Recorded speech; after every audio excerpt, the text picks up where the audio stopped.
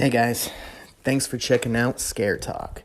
But before we get to all the horror goodness, I gotta let you know about Anchor. Anchor is the platform that we use to upload our podcasts. Anchor distributes the podcast to Apple, Google, Spotify. It's free.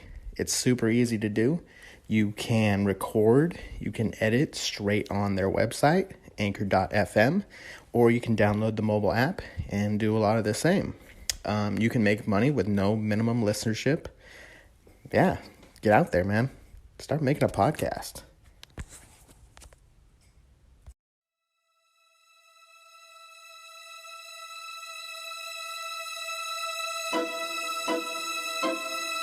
Welcome to Scare Talk, a horror movie podcast for horror fans. This podcast will cover horror movie reviews, ratings, and rankings.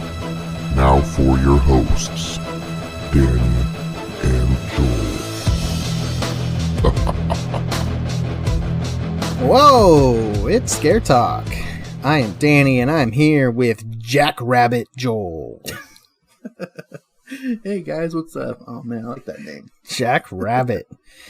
All right, Man. So the Conjuring films are behind us, and we are starting a new film series, The Purge, leading up to the final Purge, coming soon. Well, the fifth Purge. I don't know if it's the final one. Well, that's what it's called. Well, or no, it's the is Forever. The Forever Purge. Yeah. Yeah, sorry. The Forever Purge, leading up to that film. The series can go on forever. Yeah, yeah. The Forever Purge. So, all right. So we're starting with the first film from 2013. Joel, who was in it? So this one stars Ethan Hawke. Yeah. He was in Sinister, Training Day, and Daybreakers, along with a bunch of other movies as well. Probably the biggest actor in this entire series. Oh, for sure. We've got Lena Headey. She was in 300, Terminator, The Sarah Connor Chronicles, as Sarah Connor. Fighting with My Family, and most people know her from Game of Thrones. And she's going to be in the new Netflix series Masters of the Universe Revelation. The one that Kevin Smith is actually creating or producing. Oh, okay. Yeah. And we've got Reese. I think that's how you pronounce his name. Reese Wakefield. He's the leader of the bad guys. He was in a show called Home and Away, which he was in 363 episodes. Wow. Yeah. That's a lot of episodes for one person. And that only went, I think it said from like 2005 to 2008. I don't know how that's possible. What? Like 100 a season? Yeah. He was in True Detective, 5 episodes of that. I think like season 2, I'm pretty sure. And it's a movie called Sanctum. Okay. And this was written and directed by James DeMonaco. He wrote Jack with Robin Williams. Oh. Okay. Yeah. So he's been around for a little while here. The Negotiator. Oh. And the Purge series. The show? Yeah, the TV series. Okay. Yeah. And this was directed by James DeMonaco. He directed Little New York, The Purge Anarchy, and The Purge Election Year. Wow. So the Purge is like his thing. It's his thing, yeah, for sure. Right. Cool. So this one's about a wealthy family held hostage for harboring the target of a murderous syndicate during the Purge, which is a 12-hour period in which any and all crime is legal. So there you go. So that's the idea with the Purge, 12-hour period. Anything goes basically, and it apparently has brought down crime over the year, helped the economy, and helped the unemployment percentage and stuff like that. So this is a policy for the country. That's been legislated for some reason. So That's the world we live in. America has a annual purge night. And this took place in I think 2022. Yeah, so like a year from it did. Now. Yeah, like a brand new like a thing that's gonna happen in a year. Yeah, basically, we have one more year of living without the purge in real life before this becomes a reality. Yeah. Okay. So, well, let's talk about that. What do you think of this idea? Like, do you think it would actually result in less crime? Do you think it would play out the way that the movie shows it playing out? It's an interesting concept. I do like the concept for a movie. Yeah. I don't think that this... I don't even know... I think we're going to find out in later movies, but it's like, I don't even know how this actually came to be. Like, yeah, they were just like talking about ways of lowering crime. So like, let's just let everybody kill each other for 12 hours for one day and everything will be fine after that. It's an interesting and cool concept for a movie, but scares the hell out of me if it was actually real. If this is where the U.S. went to, I don't know. Because you're basically the idea is that everybody's got this like built up rage, and anger in them that for 12 hours which is why all these violent acts are happening around the country. And so if people just built up that anger and hatred all year long and just released it for one day or for one 12-hour period, I just don't think that many people have that much hate in their heart that they actually want people to die. Like, it's just it's not... They're basically making this premeditated, and that's not how violence works in the US. Not usually. That's just it's not. It's crime of passion, and it's not premeditated murder. And it just happens sometimes. So to have this is a cool concept on paper, but I don't think it would work. There would still be violence in the country. There'd still, I don't think anything would actually go down. As far as the violence percentages. And this just gives people an excuse to kill for any ridiculous reason. And there are some stupid reasons in this movie that people are like, I have a right to. It's like this is a new parts of this movie. This is my rights. This is a right. I have a right to purge. Well, these people have a right to live too. So, and something I didn't, because I had never seen any of these movies, which is surprising. I don't know why I never watched any of them, but I wasn't first 3, I think. Okay. I wasn't, I knew the concept, the night of, no crime or whatever. But I wasn't thinking of the political piece to it, where what kind of happens is it's basically a way to weed out the poor. It's a way to weed out the people who are supposedly bringing down the economy and, rising the crime numbers throughout the year. Just get rid of all those people, then the country would be better. It's that's not what I thought of when I went into watching this movie. I was like, oh, okay. That's interesting. Yeah, it has the hunt feel to it. Yeah. Definitely. Where it's the rich that are hunting down the poor. Right. Yeah.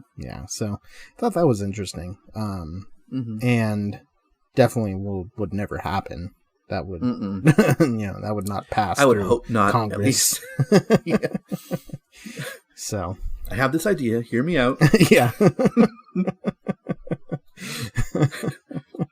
We let murder be legal for 12 hours. I saw this in this movie. I don't know if you've heard of it. And it seemed to work. So okay. At least for the first one. Yeah. All right, let's get into some positives. What would you like about this one? So, like I was saying, I love the concept of this movie, of this series. And the thing that really interests me about it going into this movie, it's the same concept I have for maybe like the Hunger Games. Also, like there's something about how this movie feels, about how eventually the story is going to go.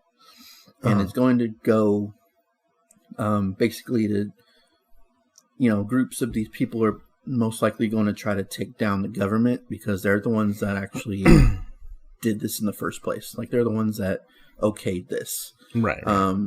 And, the government is basically the bad guy in this series. Yeah. People are, killing each other, but it's the government that allowed all this to happen. Right. And going into like the Hunger Games, that's exactly what those movies and those like books. I never read the books, but the movies. That's where the story was going. Yeah. To bring down the government, and so I loved where that story was going, and I love that it seems, as far as right now, it seems like that's where this story is headed. Okay. Eventually, because like I was saying, this is such an open world concept. Yeah. That you could literally have a movie done in every state in the country. Yeah. You could have over 50 movies of this concept. Yeah. With different actors, like different, directors, writers, whatever. This literally could go on forever. Mm-hmm. I hope it doesn't. I hope when they created this story, the first movie, that they actually had a plan in order, a plan set to where the story was going to go. We're already 5 deep into this, and I don't know past number 3. I don't know where the story's going, because some of the stories seem to be like parallel. They're like parallel to each other. There's also like the prequels and so starting with Purge, this first one, how this isn't the beginning. Like, this has been going on for at least a year. Yeah. So they don't really, like, in the beginning they show us 2020 and then 2021, like the news coverage of what happened in those years. But they don't really say that it happened, that this movie takes place in 2022. This could have been years down the road, because this family doesn't really seem that shocked that it's going on. No. Yeah. So this has been going on for a while. So we're already like years deep into this Purge at this point in the first movie. So that definitely opens up a world of sequels and prequels and stuff like that. Okay. So I love the concept. The acting is really good. Ethan Hawke is a really good actor, and the kids were okay. Yeah, they weren't great, but they weren't bad either. I remember the son from Parenthood. Oh, okay. A TV show. That's the only thing that I remembered him from. But yeah, the concept, the acting, some of the action scenes are pretty cool. I mean, they're Michael Bay produced, so there's going to be some action in there. Yeah, I mean that's about it. I mean, I do like the movie, and the concept, but yeah, those are the ones that I came up with. Okay, it's an entertaining series for sure. All right. So for me, I like the dilemma that the movie poses for this family. Basically, they have a house that they have locked down with this security system that Ethan Hawke's character created and sold to all, basically, the people that could afford it. And so it's like impenetrable, right? Well, he has like cameras outside so that he can kind of see what's going on outside. And his son sees that there's this man who is, being basically chased down the street and stuff, and he's yelling for help. And so his son unlocks, I guess, the security system, and the guy's able to get in, and they shut it back down. And the people outside basically tell them you have, so like an hour or so much time until we're going to break into your home and kill all of you, or you can give us him and we'll just take him out and then leave you guys alone. So that's the dilemma, is would you give up this one person for your family, or would you, what eventually ends up happening is fight against this. And it's like a mob of people. It's not just like a couple of people. There's a good handful like of people out there. 6. Yeah. So you're outnumbered, and what would you do? And in this form of America, this guy is seen as, much lesser of a person. He's a black guy. He's, not wealthy. He's poor. Yeah. I think it said he's homeless. I think it did say that he was homeless. Yeah. So he has, all that against him already in today's day and age. And then you throw the Purge in there, and he's basically a target. And that's kind of what the idea is for the Purge. And you learn that through this movie. It's not necessarily to get people's anger out. That is part of it. But it is also to weed out the weak, basically. Yeah. And that's what these people are trying to do. And so I thought the dilemma there was interesting. Made the movie, it made you kind of think, like, what would you do in that situation? So yeah, I like that. I think it does like have something to say about how people can get this sense of patriotism. Entitlement? Yeah, well, entitlement and then patriotism. So, like you were saying, like, oh, I have the right to purge or whatever. You know, that became a right. So now it's like something that you can never infringe upon. Like a lot of people are like, oh, I have the right to, free speech or whatever. And I feel like people take that way too far and hide behind that to do whatever they want, say whatever they want. Yeah. And I feel like this kind of shows that as well, where it's like, dude, you're saying you have the right to murder people. Like, that's basically what you're saying. And so it's like, listen to yourself. And, but it becomes a form of patriotism. It's like you're seen as a patriot, or you feel like you're a patriot because you're participating in this purge. And I feel like that's not far from reality.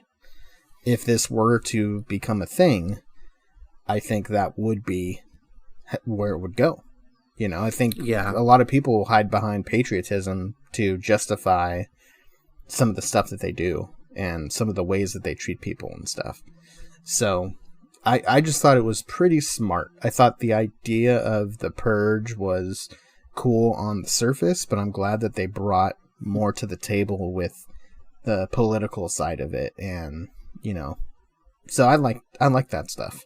And then, that was a really cool, the dilemma and everything was really cool. And there was a quote at the very end of the movie. They're like on the, they're taking calls from like the radio and stuff. And the last call kind of gave me goosebumps because it's basically summing up what this series is going to be about, which is, I don't remember exactly what he said word for word, but it's basically this guy saying that he used to be a patriot, but this purge took everything from him. And it's like, that's exactly where this series is. Yeah. That's where they're planning on taking this. Right. Is that, and they don't really explain that too much in the movie, except for that last little blurb at the end of the movie. Right. And it's like, because they're not like pro the Purge, but they're not really against it either. In the movie. They don't have a stance. Right. That's what I liked. I like that it was, it started with, look at all these stats of how great the country's doing, So you see that like good side of it, and then you see the bad side of it, and the movie doesn't really kind of take a stance, like you said, until maybe that last part. So I agree. I liked that as well. And you think about people who maybe fought in wars and stuff. I guess you could say true patriots. they'd be targeted. Yeah. You know, I'm sure there's not a ton of wealthy veterans out there, and you know, they're part of the homeless. Yeah, so at this point, like, they'd be targeted, and you know, so you're not doing it in the name of patriotism at that point. You know, if you're taking out actual patriots, so and then there were good fight scenes, good action. You know, the like leader of the mob, he was kind of creepy. He had his moments. I like their little masks that they wear and stuff. Yeah. That made it a little more of a horror film. You know, some of his stuff definitely made it more of a horror. A lot of this is like a thriller action. But then his character kind of added that creep factor. So, for sure. Kind of put it in that horror category. That's about it. Oh, I do have a question though. Yeah.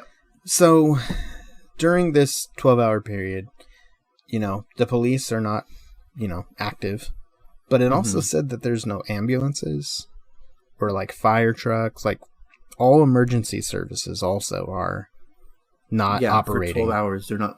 Yeah. So that's messed up. Like, what if someone has like a heart attack or, you know, like you can't help them? Well, that's just nature's purge. Yeah, I guess so. Yeah. So I thought I didn't realize. I didn't realize that part of the purge. Like, I don't know. Is that necessary? Yeah, I can see not having cops, but ambulances and stuff is they should have they should have been around. Yeah, but then I guess point. Like if you stab somebody, right, you're trying to kill them, then you can call an ambulance and then they can be saved. So maybe that's kind of the gray area there. I mean, I mean, you're also putting those guys in danger too. Yeah, by having them around. Yeah, by not having them under lockdown, like you're putting firefighters and ambulance drivers in danger of getting killed. Yeah, that's true. Because it seemed like during the purge, like nothing is operating at all. Like you can't even go and buy something at a store. Like just everything is shut down. Yeah. So I guess it wouldn't be fair to force these people to work, put their, knowing put them in danger. They're probably going to die. Yeah. Yeah. So okay, it's just something I thought of. All right, let's go with negatives. What do you got? Okay, so I love the concepts. The dilemma is really good. I just, for the first movie, as open and broad of a topic as the Purge is, you're gonna spend the first movie just focusing on one family. Yeah, I was just like, you could have opened this world up. You could have, looked into the lives of a lot of different people in the first movie, because this is the movie that's going to set up a series. This is the first movie that people are going to see, and based on how it does, you're going to make sequels off of. And this is definitely a series that you can make a lot of sequels off of. Yeah. So for me, I do like the whole, would you basically kill this man for to save your family? I like the dilemma in that. But at the same time, it's just another breaking and entering movie. Yeah. For the most part, and I think that's where this movie kind of failed for me, because this is basically trying to be The Strangers, but not as good. Right. As The Strangers. There wasn't a whole lot of suspense and tension in this movie. I didn't think that anybody in the family was going to die, so I didn't. I was thinking while watching, I was like, the only person that I feel like would die would be Ethan Hawke, because they're not going to kill the kids, and I don't think that they'd kill the wife either. So it's like any suspense that was going on, I didn't really feel like this family was in danger at any point in this movie. Okay. Ethan Hawke had multiple chances to just shoot this guy in the face. Like the leader. He got up close to the door, and he could have just pointed his gun at the little hole that he was talking through and just been done with the leader. I mean, it wouldn't have stopped the rest of them. Yeah. But you would have been down like the leader. Yeah. And yeah, so it's just like there's some missed opportunities there. And then the daughter's boyfriend, I don't know what the thought process was in that scene. Yeah. Yeah, what was that about? I don't know. It's kind of random. It seemed like he was just wanting to talk to Ethan Hawke about dating his daughter.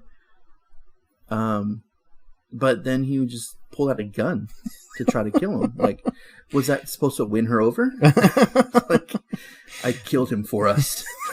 Now we can be together. Like, did he like screw over his dad's like business or something? Like, there was nothing about that scene. That was just basically another person to just die. In the movie. Didn't really connect to anything. A purpose. Yeah, no. And I was just like, okay, well, this is kind of a waste. Like, this is that whole character is basically a deleted scene. Like, he's just a deleted character. You didn't need to have him in it at all. No. In the entire movie. I think that's about it. Just basically that character. Yeah, I think that's about it. Okay. For me. I agree with a lot of what you're saying. It is a pretty simple, like, usually I like grounded movies, a simple breaking and entering movie is fine with me.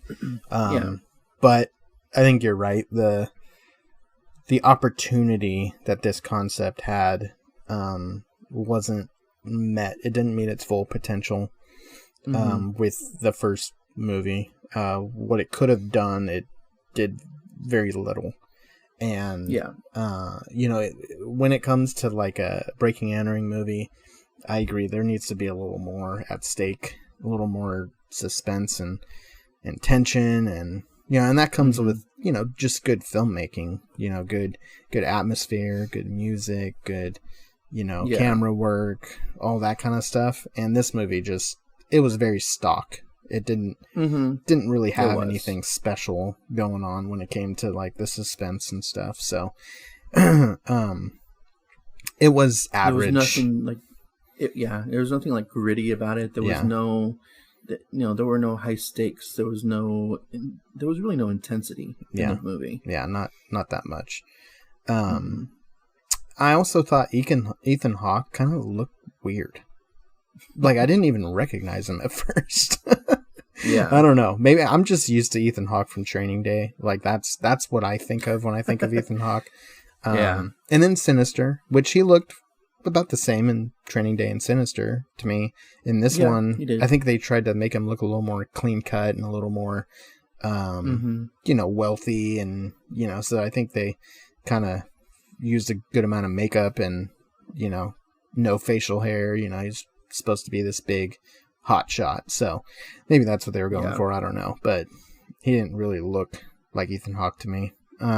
So that's whatever. But I like Ethan Hawke, and I do too. Some about it is like his look. Like, he's a gritty actor. I like that, and he was not that in this movie. No, he wasn't. I came up with another negative that I forgot to say.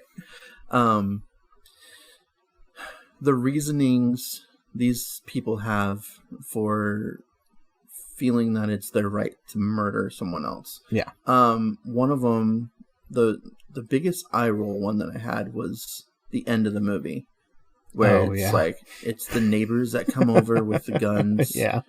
And you see her talking to the wife earlier in the movie, right, about how the part of the house that they're putting up they're extending it basically. Yeah.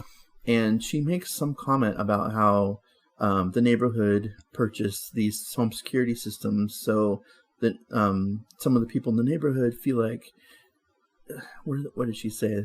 Feel like it was like they put up the extension. And so, okay, that's fine. You bought home security systems from this person. Yeah. Of course he's gonna make money off of that. Yeah. And like the whole concept of them like rubbing it in their face how much money that they made. Yeah. How much money that they have because they're adding on to their house, and that's a reason to murder them, the family. Like, what is this? This is just any stupid little excuse people have to commit murder. And that's how I feel like it would be in real life. Right, I could see it. It would get to a point where, oh, you hurt my feelings last week, so I have a right to murder you now. Yeah. Like, it's, you know, it may start off with good intentions, but it's not going to end that way. Yeah, for sure. Yeah, it never would. That was pretty weak. And I think it was trying to show like the wealthy have no real problems. I think that's what it was trying to say. Like, even the wealthy will, come up with a reason to kill each other, And when she did make that comment about, oh, it looks like you're adding to your house, and we're seeing our dollars go to your extension or whatever it was. I was like, okay, that was kind of a bitchy thing to say. But, okay, you could literally, really like anybody, that makes money. Like if you purchase something, you can go and be pissed about anybody doing anything with their money. You know what I mean? Like you buy a laptop, you can go to Bill Gates and be like, dude, I saw you just put in a wood flooring. Yeah. I'm going to kill you now because, like, what? Yeah. Okay. It's like they didn't have to buy from him, from his company. Yeah. But they chose to. Yeah. And now they're going to kill them because of it. Like, it was pretty dumb. Makes no sense. Yeah. Yeah. And it kind of changed the purpose for the fight, because then they took out the wealthy people, took out the people that were trying to kill Ethan Hawke's family. They took them out, and then it was them that they were like fighting against, and it was like, okay, now we're like just switching what's happening here.